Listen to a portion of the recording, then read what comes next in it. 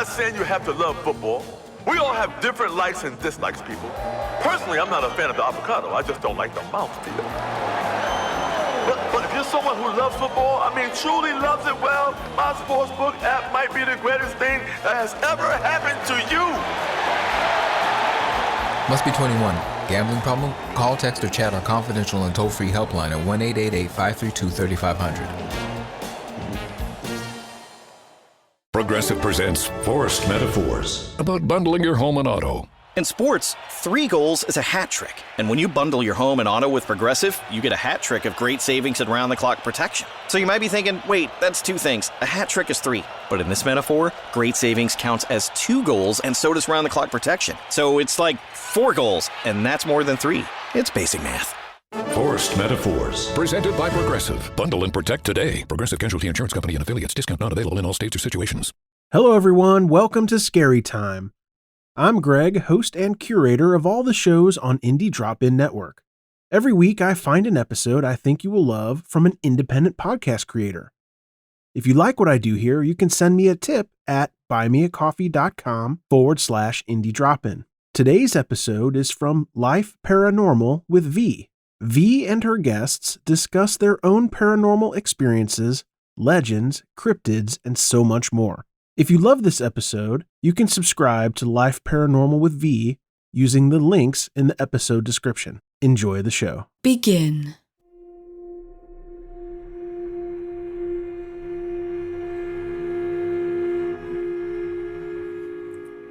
Hey guys, thanks for stopping in, and welcome to the very first episode of Life Paranormal.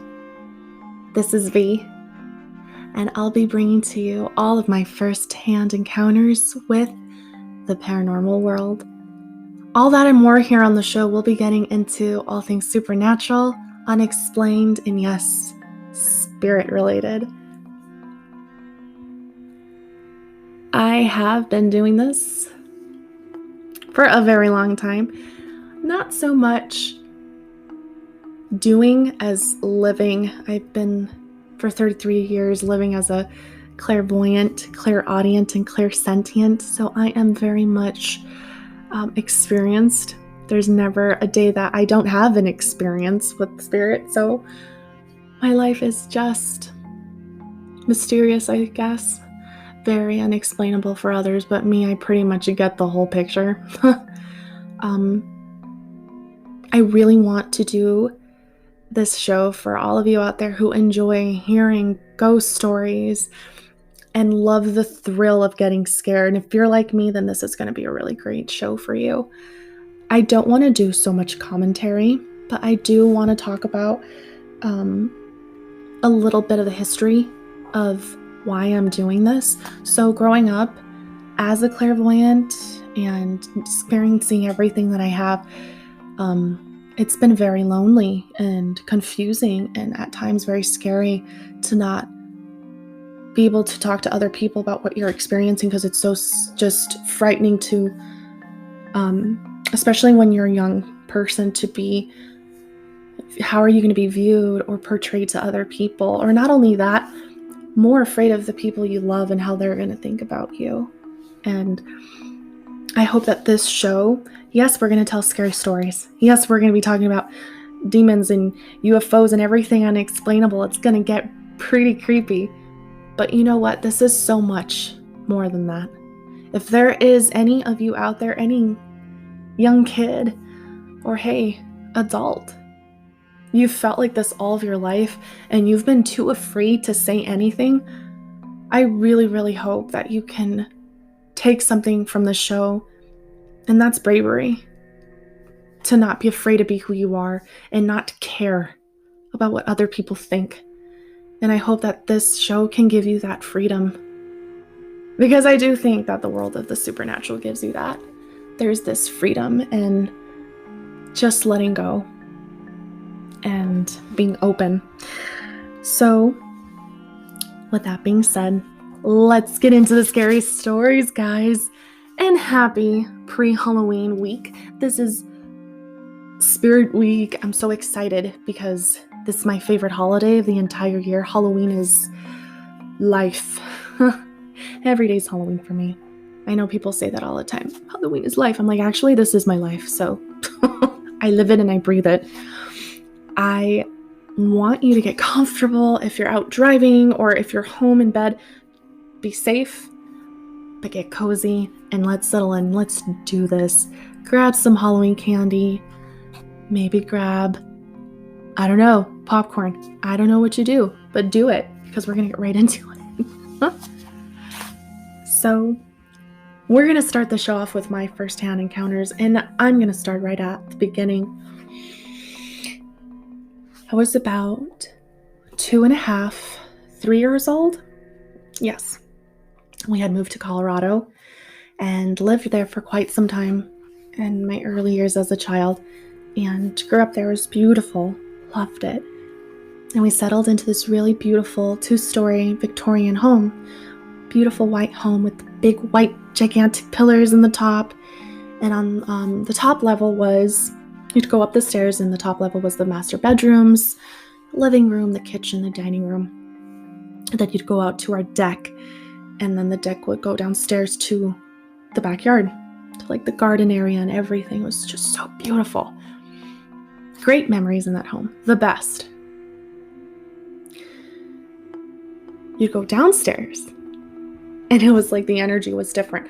I was never fully scared of the downstairs. I remember like that was where I played. That was my play area.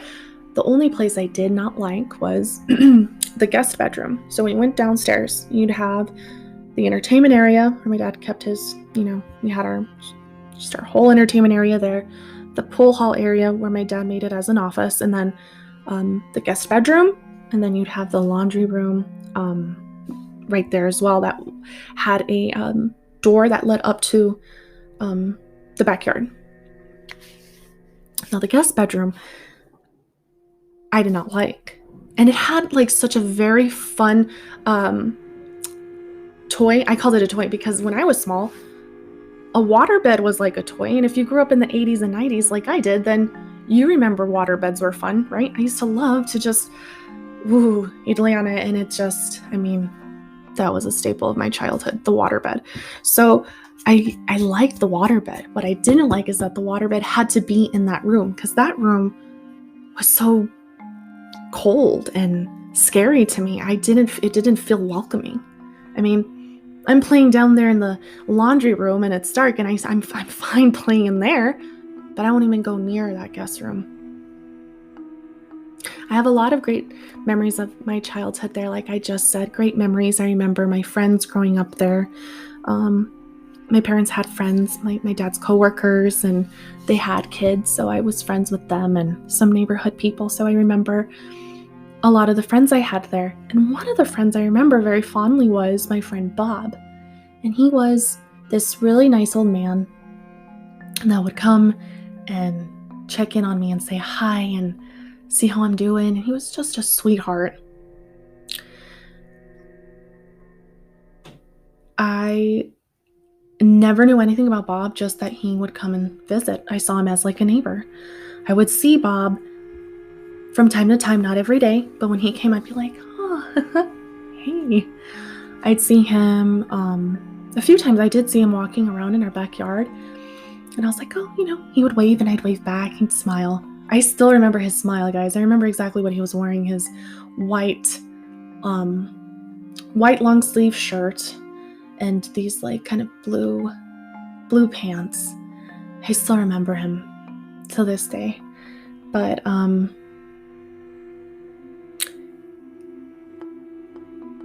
it was kind of weird to me, like thinking of it now, like why is your neighbor walking in your backyard? It's kind of strange. But anyways, I didn't just only experience fun things. There was this one time where it wasn't fun. It wasn't a great memory, and that's why I remember it so vividly to this day, because it wasn't a fun experience. I remember I was walking down the stairs to go play downstairs, basically, and I felt somebody push me full force, and I remember making like a weird sound, because that fear of falling, it's scary, you're about to fall, your heart skips a beat, And all I remember feeling was like this push from my chest, like pushing me back, making sure I didn't fall forward and hurt myself. It pushed me back. And I remember gathering myself, I held the rail, and I was like, what was that? And I came down the stairs, and something, I don't know why I did that, but I looked to my right and I saw that the guest bedroom door was open. We always kept it closed. And I was like, why is that open? And I had this really eerie, horrible feeling, even as a little girl. It's amazing what children can perceive when they're so innocent. I'm telling you, children can feel so much that we don't. And so I remember going to the door and I closed it. And I went back and played it. I was playing in my laundry room. I call it my laundry room. Yes. That laundry room was my safe haven because when it was a snowstorm outside and I wasn't allowed to go play, I'd go down there and I'd open the door and I would play with like the snow that had gathered down there. So I loved being in that room. Loved it. I was playing there and whatever force wanted to push me down the stairs, it came back. Because at the foot of the stairs, this big cloaked figure, and I mean cloaked, it had a cloak on. I did not see a face at all. But I knew where its mouth was and I knew where its eyes were because I could just kind of see almost like these indentations of where a mouth and eyes should be. And I remember the more it apparated and more fully figured it got, I could see arms and I could see these like skeletal hands. I get such chills thinking about that. I was petrified. I couldn't scream. I was just in shock. Out of nowhere, as soon as it appeared, the whole room lit up as if someone came from behind me, like a car came and just turned their brights on, because the whole room into the hallway, just the brightest light. And this thing, like it just popped, like boom. Like as soon as you snapped your fingers, it was gone. It left. And I remember I wasn't scared anymore. I couldn't move or talk before that, but I could move now. I felt, and I turned around and, nothing was behind me. How could a car pull up behind me? We're in a lower level of a 2-story home. How can that happen? Plus, nothing can drive into our yard. Has a wood fence in the back. How can that happen?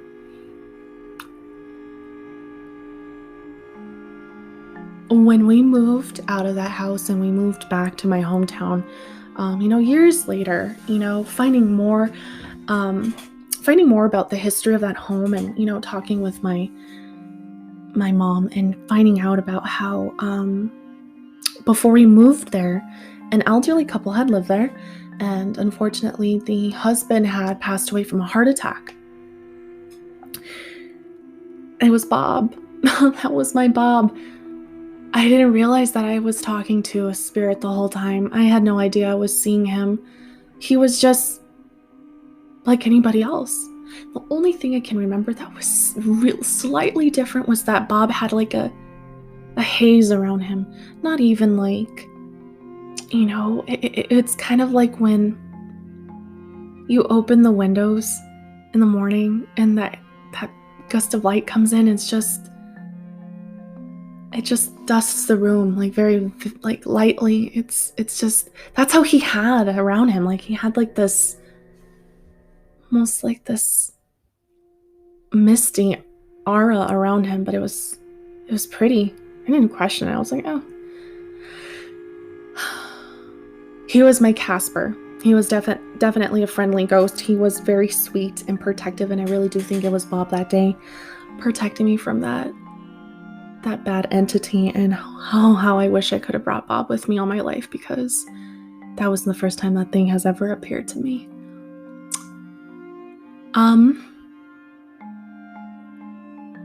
After we moved out, our friends who lived in Colorado, who I had gone trick-or-treating with their kids, I would play with them, their boys, they moved into our home after we left. And I'm not sure exactly how much time had passed since they had moved there, but they had experienced a death in their family as well. Their father passed away from a heart attack and I believe fell down the stairs.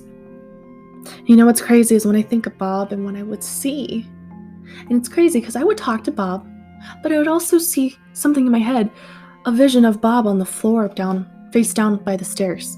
I didn't know why I would have that. It's kind of like when you're talking to someone and then like something flashes in your head. That's how I kind of see things when I speak to people, you know. I'll hear it and see it as if it's happening right there. So I didn't know that I was actually seeing how Bob did die and how they found him, because I did see him at the bottom of that stairs. And let me tell you what, it wasn't a coincidence that 2 men lived in that home and died from a heart attack. That is no coincidence. And I'm so glad that we got out of there when we did.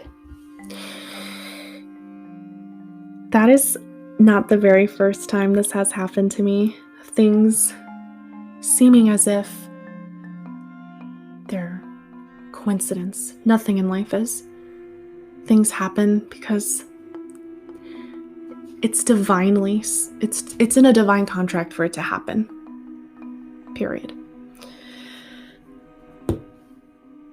The I didn't realize you liked me that way deal. Because it's one thing to receive McDonald's, but an entirely other thing to know that they woke up early to face the world and bring you McDonald's breakfast still hot in the bag. Appreciate you. There's a deal for every morning. Now grab 2 loaded sausage burritos for only $3. Prices and participation may vary. Single item at regular price. Cannot be combined with any other offer or combo meal. Ba-da-ba-ba-ba. Enjoy basketball, soccer, and all your favorite sports like never before at BetMGM. Sign up using bonus code CHAMPION and your first wager is risk-free up to $1,000. Plus, when you register with BetMGM, you'll get instant access to a variety of parlay selection features, live betting options, player props, and daily boosted odds specials. Download the BetMGM app today or go to BetMGM.com and enter bonus code CHAMPION and place your first wager risk-free up to $1,000. Now you're winning with the king of sportsbooks. Visit BetMGM.com for terms and conditions. 21 years of age or older to wager. Washington, D.C. and Virginia only. New customer offer. All promotions are subject to qualification and eligibility requirements. Rewards issued as non-withdrawable free bets or site credit. Free bets expire 7 days from issuance. Please gamble responsibly. Gambling problem? Call 1-800-522-4700. We moved back, and I had a great time in kindergarten. The only thing I can say, I didn't experience anything as so much as, you know, we moved quite a few times when I was small. You know, we did move a lot, and the only thing I can say is my elementary school is haunted. So I remember after Bob, I put that whole, you know, experience with that dark entity out of my mind. I continued to have a good childhood. I didn't think about anything until I started school. It's kind of like in the sixth sense that the kid can feel and see things in his school. It was like that with me. There was this woman, and she was all in white, and she had black hair. I would see her, and I'd see her when I'd go to the bathroom. The first time I did see her was when I went to the restroom, and it's kind of like you're sitting in the stalls, and you see there's like this slit in the door. You can kind of see outside, like the sink and whatnot. So I would see someone walking back and forth. Let me just tell you, I was so afraid. I would lift my feet up so no one would know I was in there. And when I worked up the courage to run back, or run out of that bathroom and run back to class, I can't even explain it to you, that feeling of just like, someone's gonna just grab me at any moment. And I can laugh about this now, but when you're experiencing that and you see somebody that shouldn't be there, I was wondering, well, what is she doing here? Why is she walking the halls barefooted and looks like she's, you know, it was almost like she was always wet. Her hair was wet. The halls down there. I did not like walking down the halls by myself. I always felt like I wasn't alone in that school. When we moved our classes outside to the outside portables, then things were a little bit better. But by that time, I was already in first grade. And we had already moved into another house. And I met my best friend in first grade. And we started becoming friends with these other girls, in another group. And at lunchtime and at recess, we would all kind of gather and we tell scary stories. And at that time in the 90s, man, there was nothing but paranormal stuff out. People were talking about Bloody Mary and the Chupacabra, La Llorona, Candyman, the cult movie classics, The Craft came out. Man, what else? There was nothing but the greatest scary movies coming out at that time, and shows. If you were like me and you were raised on Are You Afraid of the Dark, that was my favorite show. It still is. I love that show. I'll still, try to go on YouTube and see if there's any old episodes on, but I loved Are You Afraid of the Dark and Goosebumps and Tales from the Crypt Keeper and Fear on MTV, and oh my gosh, that was it. That was growing up, just on the weekends, just waiting around to hear the next episode. That was a time of, the unknown and the unexplained. The X-Files was on. I loved that show. There were so many things that made me feel at that time, I just want to talk about this with people because I've seen and felt things that I don't even understand. So it was really comforting to find a group and just, some were fake. Of course, you would hear these scary stories. You would, read about them in some of the books in the library. So it was okay.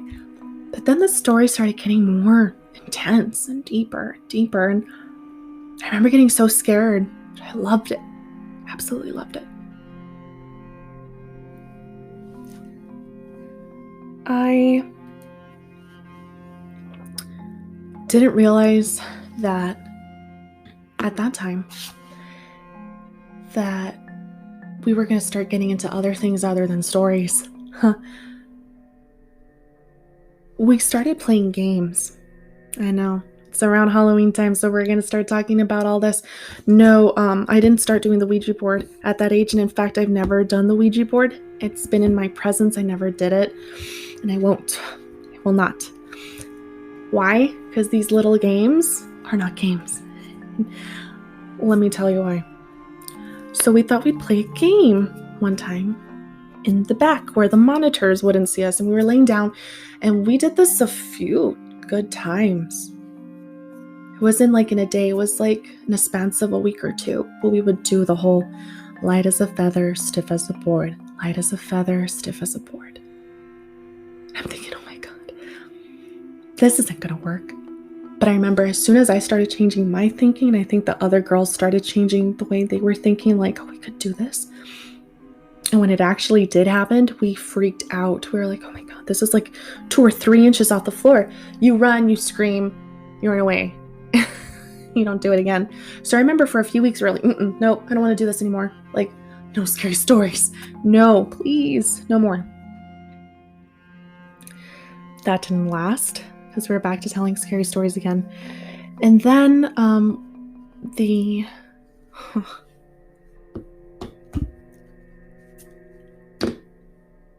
whole Bloody Mary game started. Guys, did any of you do that?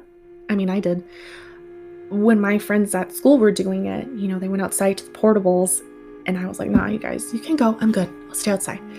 And I'm hearing them screaming in the bathroom and getting in trouble. And I'm thinking, because they were you didn't go in. You're such a scaredy cat. You can't even do it. So I was I'm not a scaredy cat. So I decided to just go home and do it anyway. And I did. I was I'm just going to do it. I'm going to prove that I'm not scared. So I waited till everyone was asleep, had the lights off, went into the bathroom, said Bloody Mary 3 times. Nothing happened. At least not to my knowledge at that time. Little did I know that I was actually calling on something that did hear me. And because I was so inexperienced, and because I didn't realize all the potential I already did have, I didn't know that I had already put out a signal out there, which I did. So for a very long time,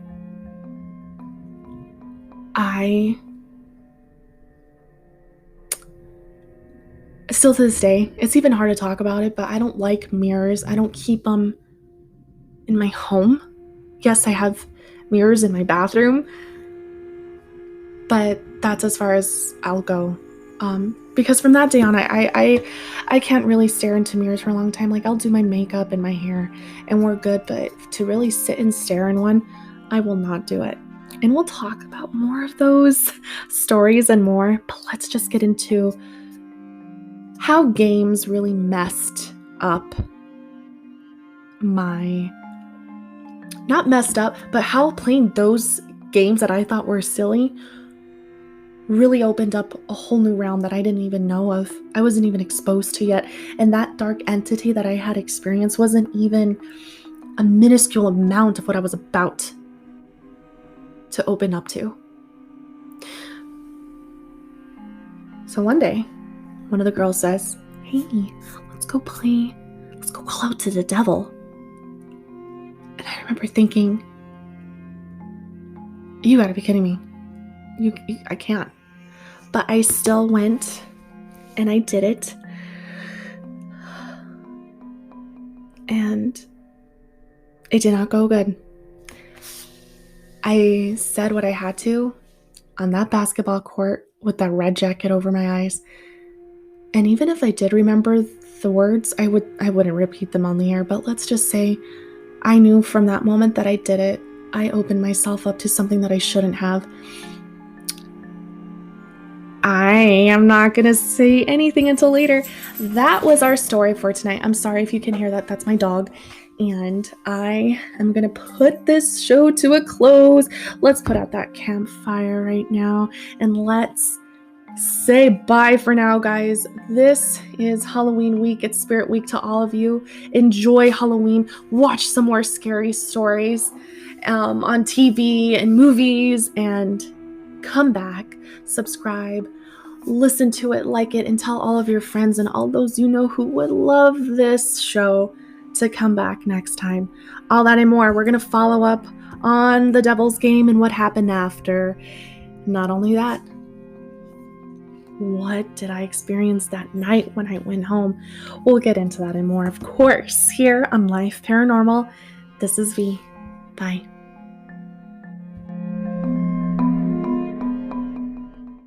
Thanks again for listening to Scary Time by Indie Drop-In Network. Check out all of Indie Drop-In shows at indiedropin.com. If you would like your show featured, reach out to us at Indie Drop-In on all social media or go to indiedropin.com. The "I didn't realize you liked me that way" deal. Because it's one thing to receive McDonald's, but an entirely other thing to know that they woke up early to face the world and bring you McDonald's breakfast still hot in the bag. Appreciate you.